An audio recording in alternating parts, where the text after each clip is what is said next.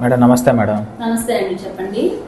ఇలా మా రిలేటివ్స్లో ఒకరికి డయాబెటిక్ రెటినోపతి ఉందని చెప్పారు మేడం. వేరే హాస్పిటల్లో చూపించాం మేడం. బట్ మాకైతే అంత క్లారిటీ రాలేదు మేడం. అంటే అసలు ఆ డయాబెటిక్ రెటినోపతి అంటే ఏమిటనే తెలుసుకుందామని మీ దగ్గరకు వచ్చాను మేడం. సో అసలు డయాబెటిక్ రెటినోపతి గురించి మీరు ఏమేమి తెలుసుకోవాలనుకుంటున్నారండి? అంటే అసలు అది ఎలా వస్తుంది మేడం? సో డయాబెటిక్ రెటినోపతి అనేది షుగర్ వ్యాధి ఉన్న వాళ్ళలో వస్తుందండి. సో ఎప్పుడైతే లాంగ్ టైం నుంచి మీకు షుగర్ వ్యాధి ఉందో, లేకపోతే అండ్ మీ షుగర్ వ్యాధి కంట్రోల్ సరిగ్గా లేదో, అలాంటి వాళ్ళలో మనం డయాబెటిక్ రెటినోపతి అనేది చూస్తాము. సో మన కంటి లోపల ఒక నరం ఉంటుందండి, రెటీనా అనే నరం ఉంటుంది. ఆ రెటీనా పొర మీద రక్తనాళాలు ఉంటాయి. ఆ రక్తనాళాలు డయాబెటీస్ వల్ల డ్యామేజ్ అవుతాయి అన్నమాట. అంటే షుగర్ వ్యాధి వల్ల రెటీనా పొర మీద ఉండే రక్తనాళాలు డ్యామేజ్ అవుతాయి.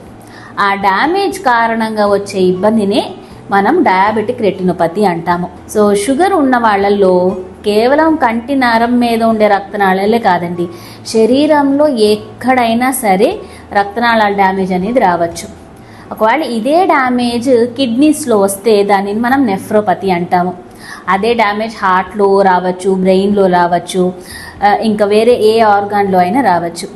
ఎప్పుడైతే షుగర్ కంట్రోల్ అనేది సరిగ్గా మెయింటైన్ చేయరో అప్పుడు ఈ రెటినోపతి కానీ, నెఫ్రోపతి కానీ, లేకపోతే అదర్ డిసీజెస్ కానీ రావడానికి ఆస్కారం ఎక్కువ ఉంటుందన్నమాట.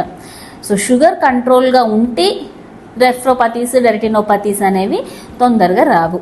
సో మీకు అర్థమైంది కదండి అసలు డయాబెటిక్ రెటినోపతి అంటే ఏంటి, అది ఎందుకు వస్తుంది అని. ఇంకేమైనా డౌట్స్ ఉన్నాయా అండి మీకు? అంటే ఇదైతే నాకు అర్థమైంది మేడం.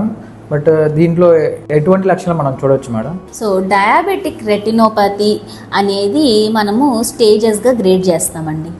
ఇనీషియల్గా ఎవరైనా సరే మైల్డ్ ఎన్పిడిఆర్ తోటి స్టార్ట్ అవుతారు. తర్వాత ఆ మైల్డ్ డిసీజ్ షుగర్ కంట్రోల్ సరిగా లేకపోతే మోడరేట్ డిసీజ్గా, సివియర్ డిసీజ్గా, దాని తర్వాత పీడిఆర్గా కూడా మారే అవకాశం ఉంటుంది. సో డయాబెటిక్ రెటినోపతికి సిమ్టమ్స్ అంటే లక్షణాలు ఇనీషియల్ స్టేజెస్లో పెద్ద ఏమీ ఉండవు. సో డ్యామేజ్ అనేది చుట్టుపక్కల నుంచి జరుగుతూ ఉంటుంది, కానీ పేషెంట్కి చూపు బాగానే కనపడిద్ది. సో చాలామంది ఏంటంటే మాకు చూపు బాగానే కనపడుతుంది కదా అని చెప్పేసి చెకప్స్కి రాకుండా ఉంటారు. కానీ సైలెంట్గా డయాబెటిక్ రెటినోపతి సీవియర్ స్టేజెస్కి వెళ్తూ ఉంటుంది. ఎప్పుడైతే మీకు షుగర్ కంట్రోల్ ఉండదో అప్పుడే ఇలా జరుగుతుంది. సో సిమ్టమ్స్ ఇనీషియల్గా ఏమీ ఉండవండి. బాగా సీవియర్ డిసీజ్ వచ్చినా కానీ, లేకపోతే డిసీజ్ ఎక్కువగా ఉండి కంట్లో రక్తం కారడం లాంటివి ఏమైనా జరిగినప్పుడు మాత్రమే పేషెంట్కి చూపు అనేది తగ్గుతుంది. అప్పుడే చాలామంది ఐ హాస్పిటల్కి రావడం జరుగుతుంది. కాకపోతే అప్పటికే వాళ్ళ డిసీజ్ స్టేజ్ అనేది చాలా సీవియర్గా అయిపోద్ది అనమాట. సో సిమ్టమ్స్ ఏంటి అనేది మీకు అర్థమైంది కదండి. ఎర్లీ స్టేజెస్లో అయితే లక్షణాలు ఏమి కనపడవని చెప్పారు కదా మేడం. మరి మేము అది వచ్చిందని చెప్పి ఎలా తెలుసుకోవాలి మేడం? ఓకే అండి, గుడ్ క్వశ్చన్. సో ఎర్లీ స్టేజెస్లో లక్షణాలు ఉండవు. మరి ఎలా తెలుసుకోవాలి అంటే రెగ్యులర్ ఐ చెకప్స్కి రావాలి. మీకు ఒకవేళ టైప్ 1 డయాబెటీస్ ఉంటే గనక డయాబెటీస్ స్టార్ట్ అయిన వితిన్ 3 years మీరు ఫస్ట్ రెటినా ఎగ్జామినేషన్ చేయించుకోవాలి. అలా కాకుండా మీకు టైప్ 2 డయాబెటీస్ ఉంది అని తెలిసిందనుకోండి, తెలిసిన వెంటనే మీరు ఫస్ట్ రెటినా ఎగ్జామినేషన్కి రావాలి. దాని తర్వాత టైప్ 1 అయినా సరే, టైప్ 2 అయినా సరే కనీసం సంవత్సరానికి ఒక్కసారి కంపల్సరీగా చెకప్ అనేది రావాల్సిందే. ఎందుకంటే కంటి బయట డయాబెటిక్ రెటినోపతి ఫీచర్స్ అనేవి ఏమీ ఉండవండి. సో మీరు ఎవరైనా నాకు బయట కనిపించి నాకు డయాబెటిక్ రెటినోపతి ఉందా అని అడిగితే నేను దానికి సమాధానం చెప్పలేను. మీరు క్లినికల్ ఎగ్జామినేషన్ చేసి, కంట్లో ఐ డ్రాప్స్ వేసి, కన్ను పాపని పెద్దది చేసి, వెనకాల రెటినా ఎగ్జామినేషన్ ఫుల్గా చేసిన తర్వాత మాత్రమే డయాబెటిక్ రెటినోపతి ఉందా లేదా, ఒకవేళ ఉంటే ఏ స్టేజ్లో ఉంది అనేది నేను చెప్పగలుగుతాను. సో డయాబెటీస్ ఉన్న ప్రతి వాళ్ళు రెగ్యులర్గా కంప్లీట్ ఐ ఎగ్జామినేషన్ చేయించుకోవాలి, కనీసం సంవత్సరానికి ఒకసారి. అదొక్కటే మార్గం అండి మనం డయాబెటిక్ రెటినోపతిని ఎర్లీ స్టేజెస్లో గుర్తించడానికి. మేడం ఇప్పుడు మేము దీనికి ఎటువంటి ట్రీట్మెంట్ కానీ, సర్జరీస్ కానీ అలాంటివి ఏమైనా తీసుకోవచ్చా మేడం ఇప్పుడు వచ్చిన తర్వాత? సో డయాబెటిక్ రెటినోపతి ఉంది కదా అని మీరేం కంగారు పడాల్సిన అవసరం లేదండి.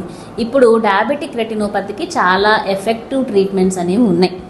అయితే మనము ఇంజెక్షన్స్ చేయడం వల్ల కానీ లేకపోతే లేజర్స్ చేయడం వల్ల కానీ అవసరమైతే కొన్నిసార్లు రెటీనా సర్జరీస్ చేయడం కూడా జరుగుతుంది డయాబెటిక్ రెటినోపతి పేషెంట్స్కి.